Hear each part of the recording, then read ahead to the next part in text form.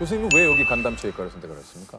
이 간담체 하면 이제 많은 사람들이 잘 생소롭게 생각하는데 예, 예. 실은 이제 음식을 이제 먹으면 입에서 이제 식도로 내려가고 그다음에 위가 있잖아요. 위가죠. 그다음에 십이지장이 있고 그다음에 소장이 있고 이제 대장이 있고 이제 응가를 하게 됩니다. 네네네네.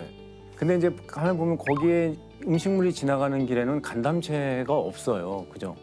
없잖아요. 그렇죠. 그렇죠. 없잖아요. 네, 맞아요, 맞아요. 지금 보면 제가 음식물이 내려가는 길이면 조세호 씨가 간이 되는 거죠. 간이 담즙이라는 소화제를 만들면 저한테 주는 거예요. 아, 이렇게 주고. 여기 췌장이라면 췌장이 하는 일이 소화제를 만드는 이제 소화 기능도 네. 있지만 당뇨를 조절하는 기능도 있어요. 특수한 기능을 하는데 그래서 이제 음식물을 먹으면 이렇게 소화가 돼서 이렇게 되는 그런 장기가 되는 거죠.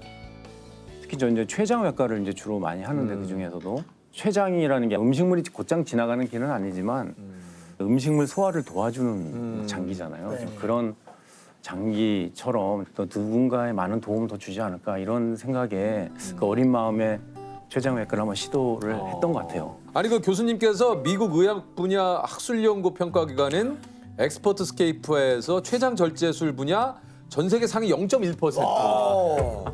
야.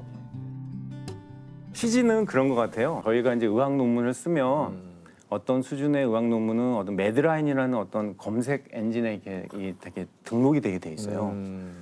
최근 10년 동안 이제 췌장 절제술에 대한 이제 검색어로 검색을 해보니까 2만 몇 명 중에 뭐 한 50명 안에 들어가더라 뭐 이런 얘기가 있었나 봐요. 그래서 저한테 이제 어나운스가 왔고 이거 보면서 저도 참 정말 나도 나름대로 열심히 했구나 이런 생각을 했었고 이제 앞으로는 좀 환자의 실상에 살아 숨쉬는 더 좋은 연구로 또 레스폰스 해야겠구나 하는 좀 결기를 다지는 계기가 됐죠.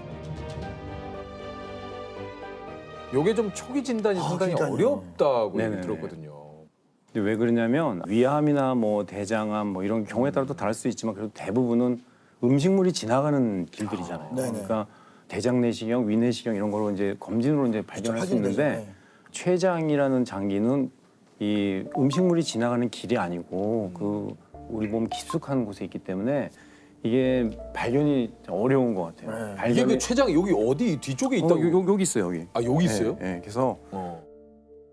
위를 들치면 네. 이렇게 기다랗게 누워 있는데 증상이 생기더라도 그 췌장 주변에 우리 몸으로 가는 중요한 혈관들이 있거든요. 되게 많이 밀접해 있어요. 그래서 아주 작은 혹이더라도 그 혈관에 침범을 하면 수술 못하는 경우가 있고, 그러니까 그렇구나. 그런 경우가 많죠. 그래서 수술할 수 있는 경우가 1기 아니면 2기인데 진단 당시에 수술할 수 있는 경우가 한 15에서 20%. 그거밖에 안 돼요. 그러니까 이미 늦은 상태에서 그렇죠. 그러한 아, 그러니까 해부학적- 수술할 수 있는 경우도 그거밖에 그렇죠. 안 됩니다. 해부학적인 그 특성상 그렇게 되는 것 같고요.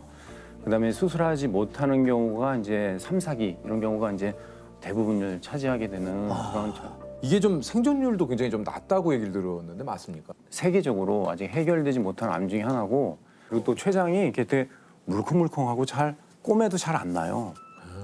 잘 덧난다 그러나요? 아, 그래요? 그래서 수술을 하고 나면 반드시 이제 우리가 생존율 향상을 위해서는 항암 치료를 반드시 해야 되는데 이제 수술을 했는데 환자가 잘 안 낫고 탈나고 하게 되면 회복이 잘 안 되겠죠, 그죠? 그렇겠죠. 그래서 과거에는 한 60년대만 해도 췌장암은 절대로 수술하지 마라 뭐 이럴 얘기가 나올 정도고 왜냐 회복이 안 되니까 이렇게 했는데 최근에는 이제 많은 이제 의학 지식이라든지 해부학적 지식 그다음에 수술 후 관리법 이런 것들이 많이 발전하면서 이제 환자들이 이제 회복을 이제 많이 하게 되는 그렇군요. 이게 혹시 췌장암에 걸리게 되는 원인이 이게 있습니까? 이게 췌장암은 나이가 들수록 이제 많이 발생하는 암이라고 알려져 그렇군요. 있어요. 그래서 그다음에 남자가 좀 약간 여자분에 비해서 약간 좀 암에 걸릴 확률이 좀 췌장암에 걸릴 그런 위험성이 약간 높다고 혈액형 있죠, 혈액형 네. 이런 것들도 O형에 비해서 A형이 뭐 1.3배, AB형이 1.5배, B형이 1.7배. B형이 제일 높네요. 뭐 그런 식으로 돼. 제 B형. 근데 제가 이런 얘기하면 이제 이 혈액형 이제 따져서 이제 저도 지금 B형이다 이거 어떻게 B형이라- 이렇게 그렇죠. 아 근데 아니고. 이게 이제 그쵸. 본이 이렇게 하는 거기 때문에 이제 거기에- 그런 이제 통계적인 거지 뭐. 기름진 식사, 맞아요. 그래요. 그다음에 과다한 육류 섭취, 흡연, 잦은 과음. 이게 췌장암을 혹시 내 스스로 좀 이렇게 자가 진단. 뭐 자가 진단을 좀 해볼 수 있는 방법이 있을까? 어느 날 이상하게 뭐지? 이 통증은 뭐지? 이런 느낌이 있어요. 처음 느끼는 통증. 그렇게 아프진 않는데 인생에서 처음 느끼는 기분 안 좋은 통증들 있잖아요. 기분 안 좋은 통증. 네.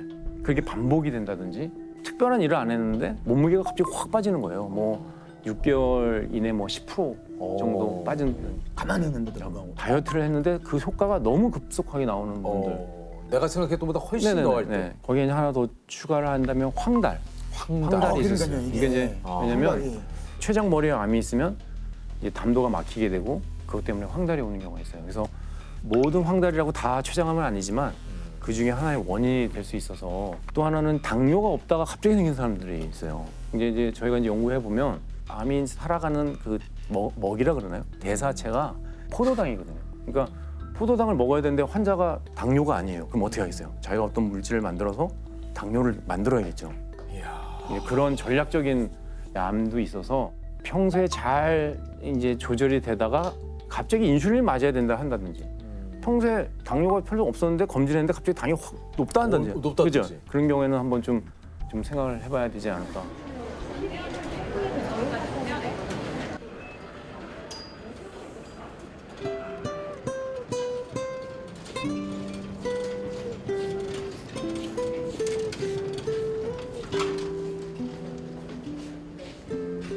이게 환자분들께 췌장암이라고 이렇게 말씀하시는 것 자체가 이게 상당히 좀 어려운 일일 것 같다는 생각도 좀 들거든요. 왜냐하면 이제 환자들이 어떤 경우가 많냐면 자식들 다 키우고 그죠? 시집 장가 다 보내고 이제 우리 행복하게 살아야지 하고 이제 검진 한번 해보자 뭐 이런 식 그런 거. 그다음에 네네네.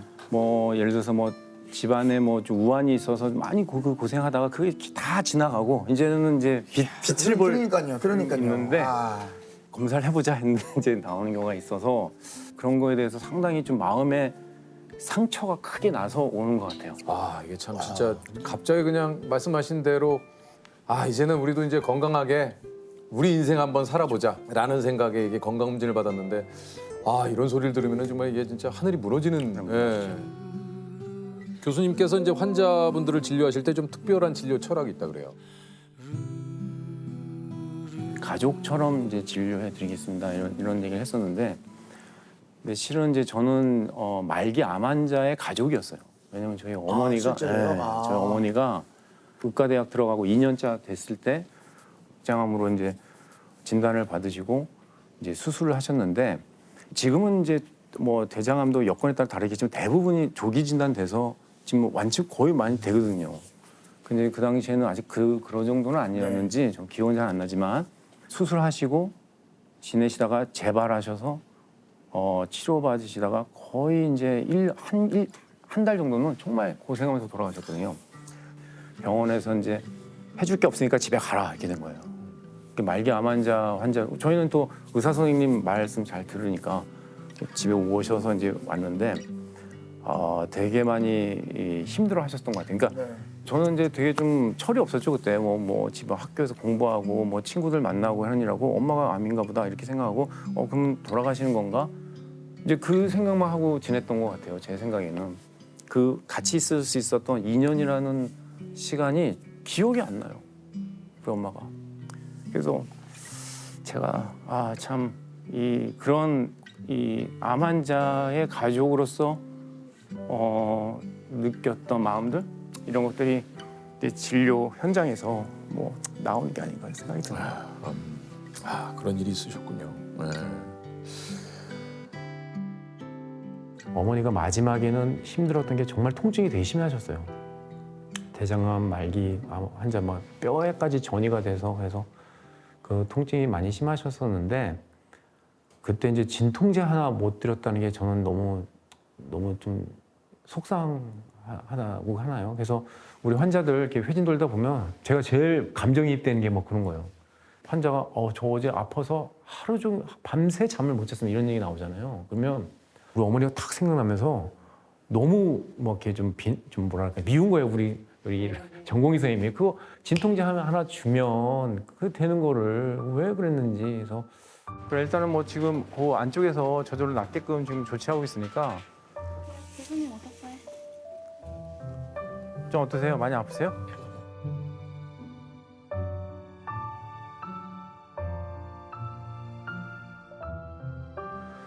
그 당시 우리 뭐 배운 게 없었으니까 의과대학 뭐 2학년 예과 2학년이 뭐 아는 게 그렇게 많지는 않으니까 그래서 이제 뭐 자료를 찾아보고 해보면 예후가 별로 안 좋고 결국 죽음을 생각하게 되더라고 사람은 가장 안 좋은 상황을 생각하게 되는 거예요. 그때부터 이제 우리 어머니는 죽으신 분이 된 거예요. 바보처럼. 제가 왜 그런 생각을 했을까요? 그러니까 아무것도 할 수 없는 저 정말 이 우리 어머니를 위해서도 아무것도 할 수 없고 그 아픔도 나눌 수도 없고 했던 우리 가족들 무력한 가족들 이런 것들을 이제 겪으면서 아 내가 그러면 이런 환자들과 그런 여건이 똑같잖아요. 환자들과 보호자들을 위해서 그럼 이분들을 위로해 줄 수 있는 방법, 내가 도와줄 수 있는 방법이 무엇일까 이런 생각을 하면서 진료를 하다 보니 아 우리가 암이 우리의 삶을 잠식해서 우리의 생명을 끊는 순간이 오겠지만 그 암이 있는 분이 이 암이 더 이상 자기 삶에서 두려운 존재가 안 된다는 걸 느낄 수는 있겠구나 하는 우리 어머니 보면서 많이 느꼈고 또 환자들 중에 그런 분들이 있어요. 암이지만 아주 자연스럽게 그런 것을 받아들이고 오히려 주변에 있는 사람들과의 좋은 관계 속에서 아주 축복받으면서 더 좋은 이 추억 속에서 이렇게 지내신 분들도 꽤 많거든요.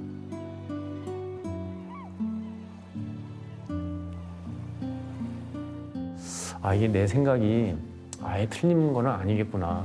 이런 것들은 실은 교과서에는 없는 내용이잖아요. 우리 어머니가 저한테 가르쳐준 교훈이라고 저는 생각을 하고 있어요. 그래서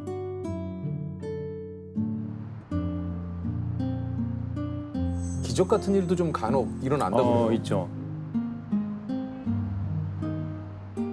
최근에 제가 어떤 환자가 있었냐면 어떤 할아버지인데 이제 뭐 효도 이제 검진을 해드린 거예요. 그냥 해드렸는데 이제 췌장암이 8mm.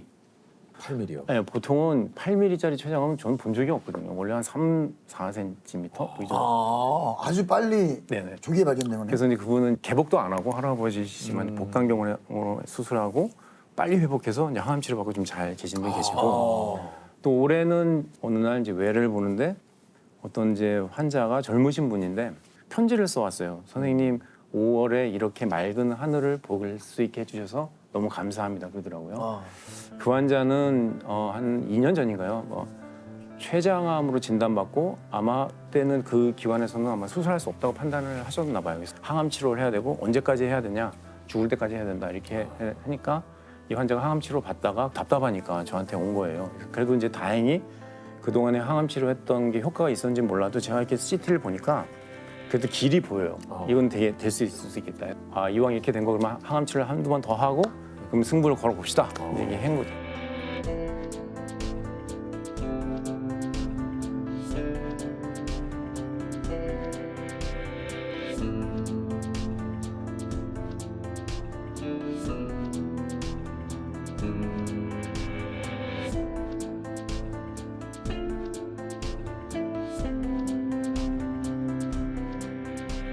다행히 이제 그 환자는 이제 완전한 절제가 됐고 지금 잘 회복해서 항암 치료를 되고 살고 계신 분이 있고요. 지금까지 이게 발전해온 모습들이 있잖아요. 그건 절대로 무시 못하거든요. 그래서 그 중에 하나가 과거에는 이제 개복을 해서 수술했잖아요. 그러니까 뭐 이렇게 크게 째서 수술했는데 최근에는 그 어려운 수술도 이제 개복하지 않고 복강경이나 이제 로봇을 이용해서 구멍 좀 몇 개만 뚫어가지고 이렇게 수술을 하고 회복을 하기 때문에 환자들이 훨씬 더 이제 좀 잘 치료의 수능도가 높아지는 것 같고 회복도 좀 빠르고. 네네네 그렇게 되고 신기하게도 마취를 하고 깼는데 자기 몸에 상처가 별로 없는 거예요. 그때 이제 제가 느끼는 느낌은 환자들이 나 이거 살 수 있는 거 아닌가? 이런 좀 희망의 메시지를 주는 수술 아닌가 저는 그런 생각을 들어요.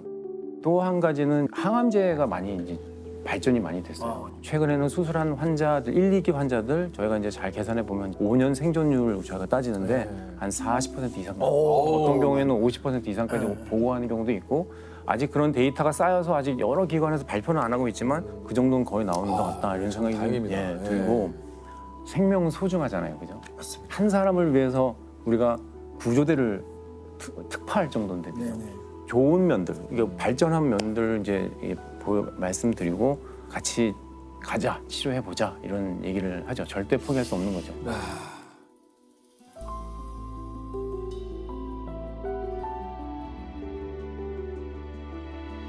어떻게 보면 교수님은 치료를 해주시는 분이니까 그만큼 평소에 본인 관리를 그래서 잘하실 것 같다는 생각이 드는데 저요? 예. 건강 관리를 위해서 특별히 뭐 좀 하시는 게 어떻습니까? 우리 있으시죠? 선생님들은 어떤 건강 관리를 좀 하실지. 우리 병원에 보면 1년마다 검진을 하잖아요. 예. 거기 이제 설문이 있어요. 예. 그 중에 하나 답이 뭐냐면 문제가 뭐냐면 선생님은 일주일에 몇 번 이상 온 셔츠를 젖을 정도로 운동을 합니까? 이게 나온 거예요. 근데 제가 보니까 답을 써야 되는데 뭐 답을 못 쓰고 있는 거예요. 가만히 생각해 보니까 내가 땀을 흘리는 경우는 칼국수 먹을 때밖에 없었던 거예요. 그래서 야 이거 안 된다, 이거 안 된다 해서 그때부터 운동을 좀 해야겠다 했는데 병원에 뒤에 보면 이렇게 산이 아주 좋은 산이 있어요. 수술 끝나고 진료실 가기 전에 산을 많이 이용해서 좀 운동을 좀 하려고 하고 집에서 이렇게 땀 내는 자전거 이런 거 하고 저희가 이제 복강경 수술을 하면 구멍 뚫어서 이렇게 나무젓가락 같은 기구를 넣어서 이러고 계속 수술하거든요. 여기 어깨가 되게 안 좋아요. 아, 이게 힘이 계속- 있어야 돼요. 턱걸이 같은 거 이제 집에 하나 네네. 해서 요즘에 지금 하고 있고요.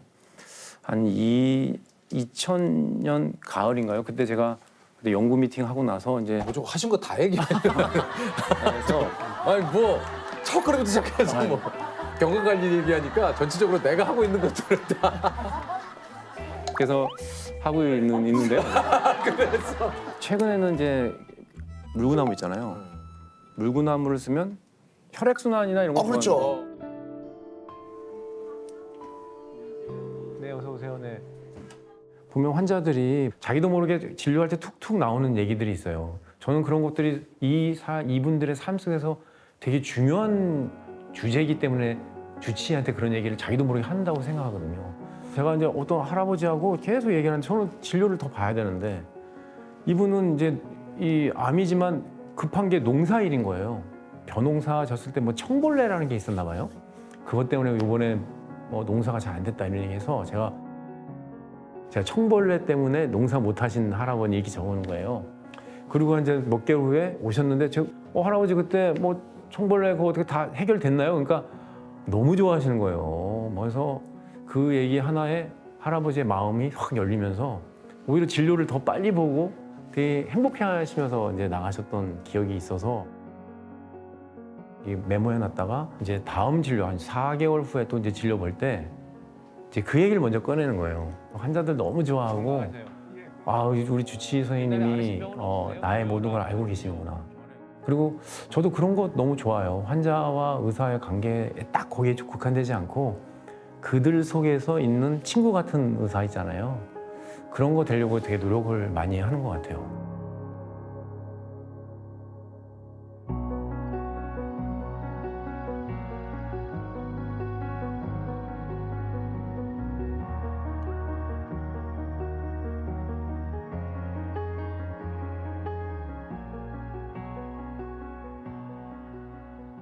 선생님께서 무엇이든 고칠 수 있는 신의 손을 갖게 되셨어요. 시간을 돌릴 수 있다면 언제로 돌아가 어떤 환자를 고치고 싶으신지. 그러면 이제 제가 아까도 잠깐 얘기했는데 저희 어머니를 좀 고쳐드리고 싶어요. 그 당시로 돌아가서 우리 어머니를 치료해 완치를 해서 지금 이 순간 같이 한번 이런 얘기하면서 좀 지내고 싶어요. 우리 아내가 얼마 전에 그런 얘기 하더라고요. 뭐 어머니가 돌아가신 거에 대해서 너무 빨리 돌아가셔서 너무 아쉽다 이런 얘기를 했어요. 그래서 저는 이제 거기에 대해서 나름대로 고민도 많았었잖아요. 근데 스스로는 어떻게 생각하냐면 우리 엄마가 결국 책에 없는 것을 아들인 의사인 나한테 알려주기 위해서 그렇게 먼저 돌아가시면서 많은 걸 나한테 느끼게 해줬구나. 저는 이제 그런 이제 생각으로 이겨왔거든요. 근데 우리 아내가 그러는 거예요. 그런 거 필요 없다는 거예요. 지지고 볶고 살아도 그래도 있는 게 좋다. 이런 얘기를 하더라고요. 그래서 맞는 것 같아요. 그래서 저는 만약 그런 능력이 있으면 저희 어머니를 치료해서 우리 예쁜 손녀, 제 딸인데 너무 사랑스러운 딸인데 보여드리고 싶고 또 많은 얘기하면서 좋은 좀 추억과 뭐라 그럴까요? 좀 기쁨을 나누고 싶다는 생각을 많이 하죠. 우리 어머니 돌아가신 지가 제가 아까 계산해 보니까 한 26년, 25년? 어머니가 생각이 잘 안 나요, 얼굴이 이제는. 그 어머니 생각이 잘 안 나는 순간이 어느 순간에 왔더라고요. 그래서 내 인생 산다는 이유로 그냥 그런 걸 잊고 지냈나 봐요. 그래서 지금 생각해보니까 너무 좀 죄송스럽기도 하고. 그래서 아까 전에 신의 손이 있으면 뭘 하겠느냐 했을 때 정말 엄마 살려주고 싶어요.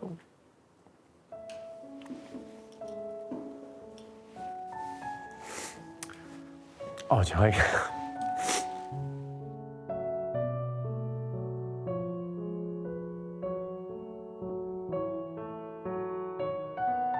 엄마 어떤 의사가 됐으면 좋겠어요? 부터 해가지고 제가 뭘 해드리면 제일 기뻐하실까요? 뭐 이런 얘기 있잖아요. 그런 사소한 이야기들 그런 것들이 지금 생각해보면 너무 좀 소중한 기회였는데 좀 그런 거를 좀 많이 제가 좀 간과했던 것이 아닌가 싶죠.